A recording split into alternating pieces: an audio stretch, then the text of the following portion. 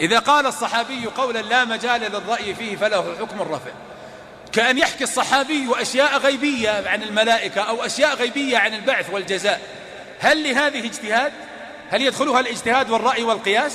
إذن فمتى ما رأيت الصحابي يخبر عن أمور مغيبة أو عن فضائل أعمال وهي غيب أو عن عبادات وهي غيب، فمعرفة ما هو عبادة مما ليس عبادة هذا يحتاج إلى وحي. فإذا أمور الغيبيات ليست مجالا للاجتهاد والرأي، أمور الفضائل وترتيبها على الأعمال ليست مجالا للرأي ولا للاجتهاد. فمتى ما سمعت الصحابي يقول قولا لا مجال للرأي فيه فلقوله حكم الرفع، كقول ابن عباس مثلا: من ترك نسكه أو شيئا منه فليهرق دما، هذا قال قولا لا مجال للرأي ولا للاجتهاد فيه. ترتيب الكفارات على الأعمال هذا لا مجال للرأي ولا للاجتهاد فيه، فلقوله حكم الرفع. ومن القواعد أيضا